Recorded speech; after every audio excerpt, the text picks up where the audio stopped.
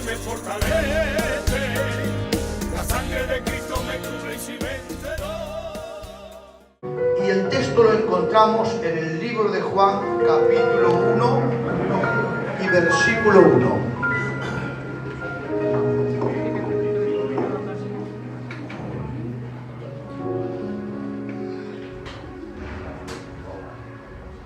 Dice así: el verbo se hizo carne, el capítulo. En el principio era el verbo, y el verbo era con Dios, y el verbo era Dios. Es que en esta Biblia lo dice distinto que la que me regaló Tete. Con que cierra tus ojos y presentamos su palabra.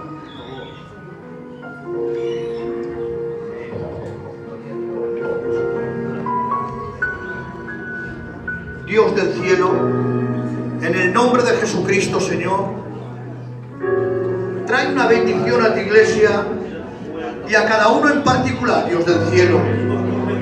Llénanos con tu presencia. Rompe toda cadena en el nombre de Jesucristo. Bendice a cada uno en el nombre de Jesús. Amén. Pueden tomar asiento. Miren, yo quisiera hablarle de este tema tan importante de lo que es el verbo. Nosotros conocemos que el verbo es una forma de hablar, pero según la Biblia yo no voy a hablarles ni con filosofías, ni tampoco voy a hablarlos de otro tipo de cosas, ni de teología, nada. Sencillamente voy a hablaros de lo que es el verbo. Y yo parece ver que en la Biblia, no sé si alguno lo ha visto o no, parece ver que por primera vez en la Biblia nos habla del verbo en el libro de Juan. En el Viejo Testamento, él nunca dejó de ser el verbo, porque la palabra verbo en griego quiere decir logos y en castellano la palabra. Pero yo no quisiera hablarnos de la palabra creativa, sino de la palabra encarnada. Amén. Porque en el Viejo Testamento, el que no se pronunciara la palabra verbo no quería decir que el verbo no existiera, sino que fijaros, en el Viejo Testamento el verbo usaba los pronombres de ángel de Jehová. En algunas ocasiones tenía teofanías que se aparecía, que en aquellas apariciones como ángel de Jehová parece ver que era una fisonomía casi parecida a lo que era la palabra del Hijo. Pero, amados hermanos, y el Espíritu Santo se manifestaba como iba y venía y volvía otra vez y tenía su tiempo de trabajo, que sabemos que el tiempo del Espíritu Santo es ahora. Pero yo no quiero hablar ni del Espíritu Santo, ni quiero hablar tampoco del Padre, porque, amados hermanos, fijaros, hubo un tiempo, si tiempo puede llamársele, cuando Dios en la unidad de su naturaleza, aunque en tres personas distintas, habitaba solo. No había cielo que mostrara su atención, ni universo. No había tierra que fuese hecha por su palabra. No había ni ángeles, ni arcángeles, ni querubines, ni serafines. No había nada ni nadie. Amén. Solamente Dios. Amén. En su totalidad. Pero claro, cuando Dios quiso crear, eso no añadió nada esencialmente a Dios. Porque la gloria de Dios ni puede ser aumentada ni tampoco disminuida. Él es el mismo ayer y hoy por los siglos de los siglos. Y ahora, amados hermanos, fíjense, el libro de Juan surgió a una causa que ocurrió cuando la iglesia contaba apenas con 50 años de edad. Y San Juan apenas tenía unos 94 años cuando escribió la carta, más o menos. Y la escribió a una causa. Y es porque en aquellos tiempos se levantó un virus anticristológico, más tarde apodado con el nombre de gnosticismo, que consistía en negar que Cristo era Dios. De tal forma que conmovió los cimientos de la iglesia. La iglesia se tambaleó, iba en decaimiento. Ya no quedaba ningún apóstol, solamente quedaba Juan. Había muerto Pablo, había muerto Pedro, habían muerto los apóstoles. solamente quedaba Juan, y los ancianos de aquel entonces se entristecieron, se apocaron, se derribaron.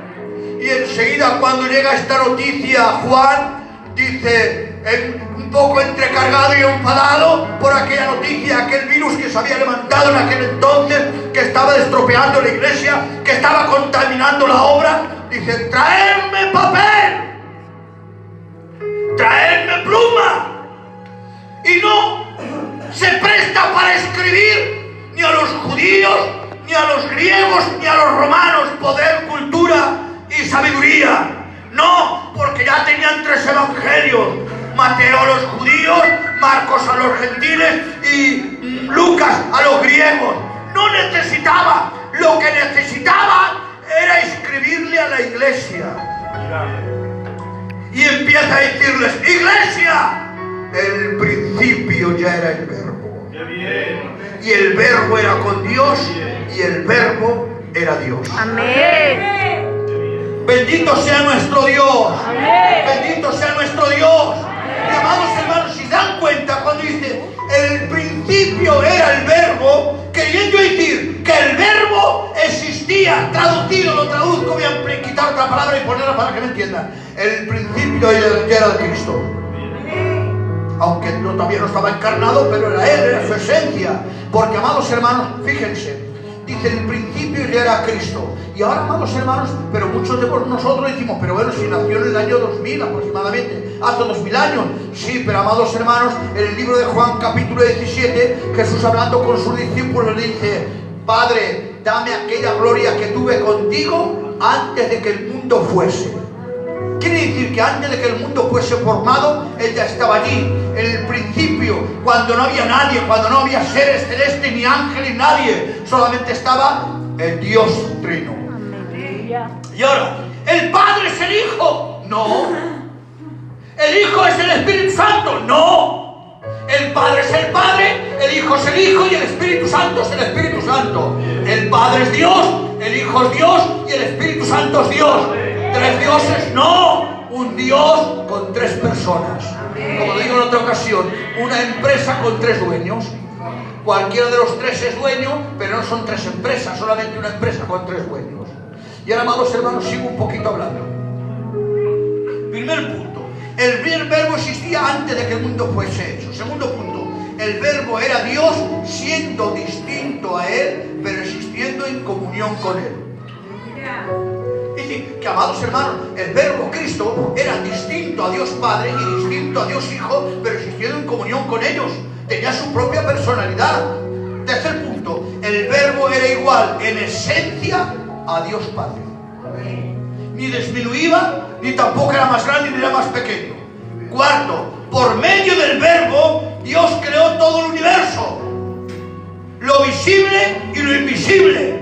Sean tronos, sean principados, sean potestades, todo fue creado por Él y por medio de Él, y todas las cosas en Él subsisten. Amén.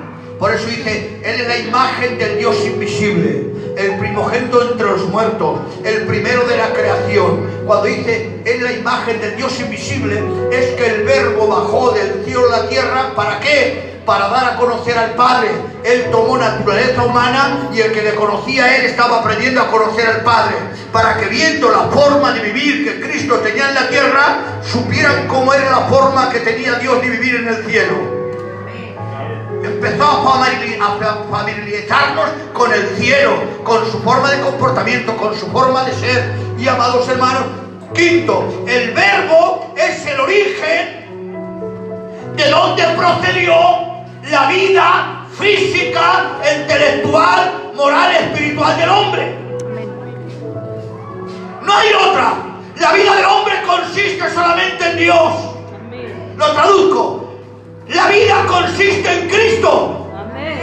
La vida física, la vida moral, la vida espiritual y la vida intelectual, de mente, de alma, de cuerpo y de espíritu. Toda nuestra esencia depende de Cristo. Bendito sea el nombre del Señor. Sexto, el verbo se hizo carne, es decir, se encarnó como un verdadero ser humano. La encarnación en sí ¿Qué se puede decir de la encarnación? Que Jesús de Nazaret era y es verdaderamente Dios y posee la naturaleza divina y todos los atributos de la deidad. Por esto el libro de Colosenses 2:4 dice: haya pues en vosotros este sentir, que hubo también en Cristo Jesús, el cual siendo en forma de Dios, se hizo semejante a los hombres, y estando en la condición de hombre se humilló, se hizo humano, se hizo siervo. Y amados hermanos, esa es la condición que nosotros tenemos que tener, siendo como Dios, el verbo Dios se hizo hombre, amados hermanos. Pero una cosa es que no dejó sus atributos. Él seguía teniendo sus atributos. Él nunca jamás dejó de ser Dios. Solamente dejó el trono, dejó la corona y dejó el cetro. Pero él seguía siendo el mismo. Y cuando subió al cielo, ha vuelto a coger otra vez el cetro, ha vuelto a coger todo lo que tenía que coger. Y le explico algo. Cuento, hay un escrito por ahí no bíblico, histórico, que cuentan por Israel, que alguna vez lo habréis oído, que una vez sale el rey Salomón de su palacio, y cuando sale de su palacio dice que va rodeado de ejércitos con su carroza de madera del Líbano, y había 60 concubinas que tenía, y también salían danzando con palmeras y con panderetas. Y ahora en el medio, según vendando, ve un manzano que está allí. No sé por qué ese manzano sería tan hermoso que destacaba. Y detrás del manzano se esconde una pastorcilla, posiblemente esa de la Sulamita del Cantar de los Cantares, que tanto que le había pegado el sol se volvió hasta negra. Porque uno de los salmos dice: soy morena porque el sol me miró, pero la traducción es: soy ya negra, de tanto que le estaba pegando el sol. Y se esconde detrás de un manzano, y solamente se muestra un ojo. Y por eso dice el Cantar de los Cantares: con uno de tus ojos prendiste mi corazón. ¿Qué habrá hecho en efecto el Salomón que un ojo conquistó su corazón? Si la ve entera se muere. Claro, y el Salomón sale por ahí y se enamora de ella. Sale otra vez a buscarla porque ella se escapa y no la encuentra.